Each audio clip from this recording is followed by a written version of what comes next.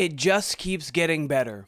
Dylan Harper spoke about the positionless basketball that the San Antonio Spurs play and the fit that he would have alongside players Stephon Castle and De'Aaron Fox. The biggest question about him joining the Spurs, and we're going to discuss it here on Spurs Digest with your host, Keenan Warner. And if you guys haven't yet, make sure you guys take a Spur of the moment, get every Spurs moment by hitting that subscribe button so you don't miss all the great content that me, Josh, and Brian have for you. But without any further ado, let's get right underway. Dylan Harper finally addresses silly Spurs fit question fans won't stop asking. And can we just stop worrying about this? We need to stop worrying about this. The most common question in Spurs Nation lately has been if Dylan Harper can fit next season next to De'Aaron Fox and Stephon Castle as the projected number 2 overall pick. And we're just going to get right into his quote. He said, the NBA is really positionless basketball, so I mean, you could play a bunch of ball handlers and a bunch of people that could get opportunities for themselves, but let other people get opportunities for them. Perfect. We see this all over the league. Since the Warriors kind of started the small ball thing and then small ball turned really into positionless basketball, the way teams play is getting the most versatile players that you possibly can. You don't want a player who can just do one thing. This guy's only a shooter. This guy's only a passer. This guy's only a ball. And then you have your one all-around superstar. You want guys who can do many different things. And Dylan Harper, this is his statistics on the season last year at Rutgers.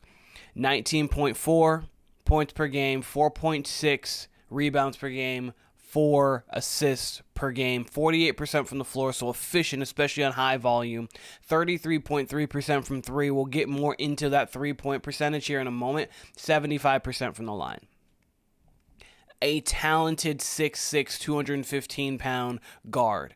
This guy is going to make life different for the San Antonio Spurs. He's exactly right. Positionless basketball has taken over the NBA over the last half decade or so, and trying to put players in a box only limits the potential of your team. So many guys are interchangeable because of their skills overlap. That used to seem to be a bad thing, but now it's never been more beneficial, and I don't know why it was ever a bad thing.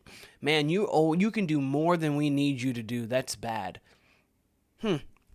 Crazy. I never understood why that was bad, but look at the Celtics. Obviously, they won the championship last year. They're down 3-2 right now to the Knicks. Tatum's obviously out, but you have Tatum, who can initiate his own offense. Drew Holiday can initiate his own offense. He was a lead point guard on a championship team, and then last year he was the 4th option on a championship team. You've got Jaylen Brown, who can initiate offense. You've got Derek White, who can initiate the offense. You even have Kristaps Porzingis, who if he needed to could initiate the offense. Al Horford is a versatile guy, especially back in his prime. Right now he's really just a spot-up kind of guy. Maybe he can put the ball on the deck for like 2 or 3 dribbles, but OKC, similar thing. You've got Chet, who can initiate offense. SGA, who can initiate offense. Jalen Williams, who can do so. Off the bench, Alex Caruso. You're not going to really give it to Lou Dort or Hartenstein, but it doesn't matter.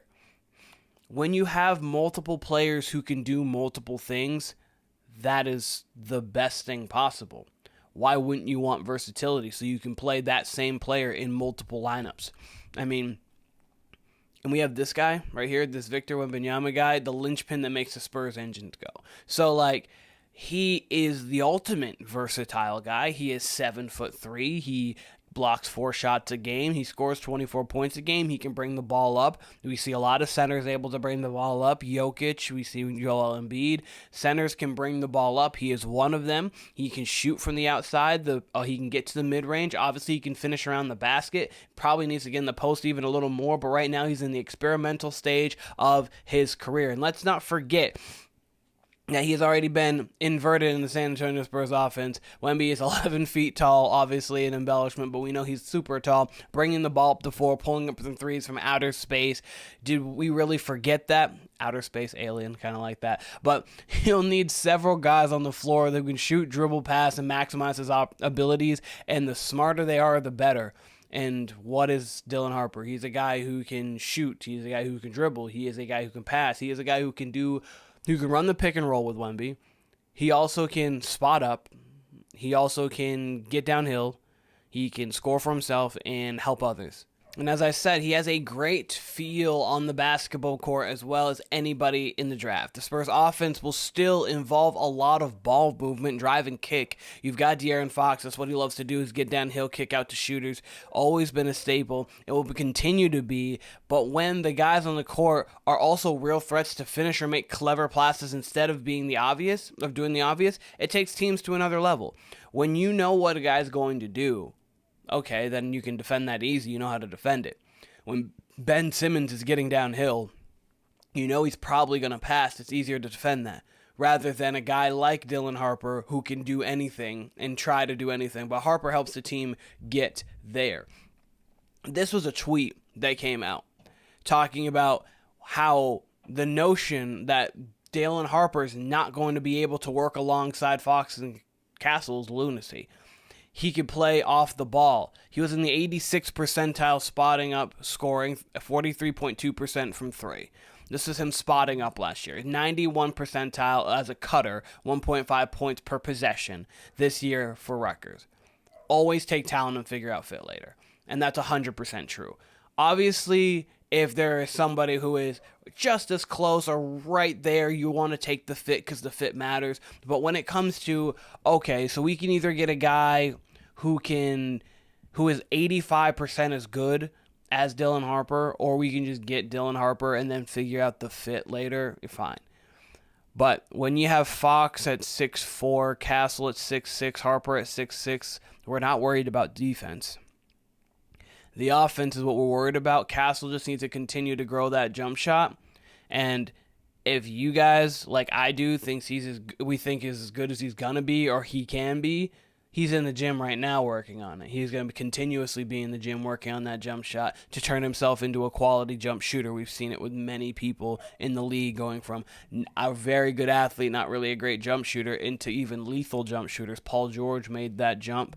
The guy who used to play for us made that jump consistently. We've seen a lot of guys do that. Andrew Wiggins came into the league not being a hugely consistent three-point shooter. With the Warriors, he became a guy who could shoot 38, 39% from the three-point line. So we'll see him develop. Stephon Castle, put that alongside De'Aaron Fox, who might be one of the fastest players downhill in the league, and put that along Dylan Harper. Yeah, this team's going to be disgusting, and we're going to grow, and we're going to grow into it. But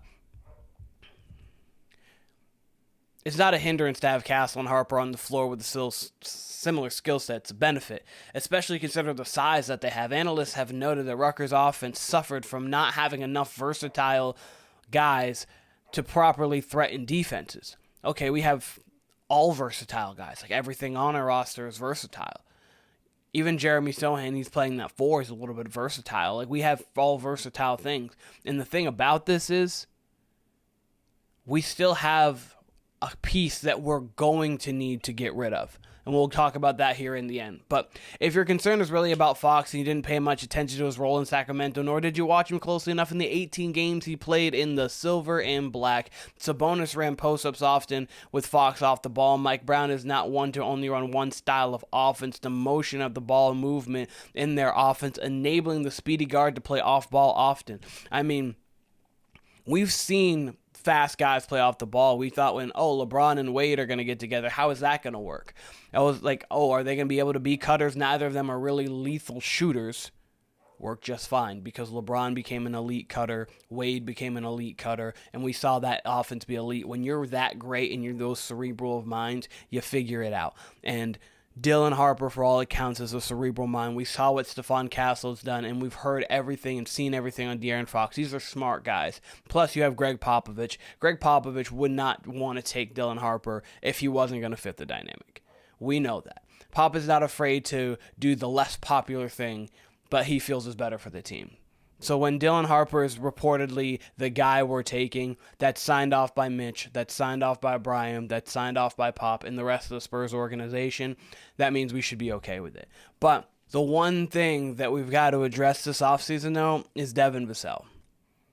He is a guy who now we can move off of. Like, we just don't need him, especially if we're keeping Dylan, and I'm good with it. I'm truly good with it. Obviously, I've been a proponent of, like, hey, if we can get Giannis, get Giannis. But, listen, I don't know basketball like the Spurs do, duh. So if they're like, hey, we can do this with Dylan Harper, we can do it with Dylan Harper. Not a worry, not a concern at all. Which just means Devin Vassell, you are now on a roster that you don't need to be. We just need to get a small backup point guard, Tyus Jones, a guy like that, to get behind De'Aaron Fox, but we don't really need, or even just a backup guard now, because Harper can play the one, Castle can play the one, Fox can play the one, so you just need another guard to help rotate in there.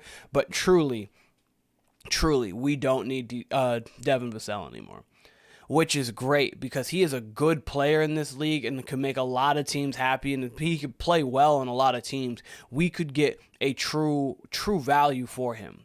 And I believe that we're going to get true value for him at some point here in the near future, and I cannot wait to see what the Spurs do with that. Shout out to Devin Vassell because he is truly a really good player. He just happens to be the odd man out because we've got Stephon Castle, looks like future all-star, perennial all-star, De'Aaron Fox, who is an all-star, clearly, and Dylan Harper, who we all know looks amazing. But let me know what you guys think about Dylan Harper's comments, because I think that they're amazing. I think the fact that he is like, who cares? Like, we'll figure it out. That is phenomenal. Let me know what you guys think, and let me know what you guys think about Dylan Harper being drafted 2 for the Spurs if we so choose to do that. This has been Spurs Digest with your host, Keenan Warner. Appreciate all of you guys, and I'll be seeing all of you guys very soon.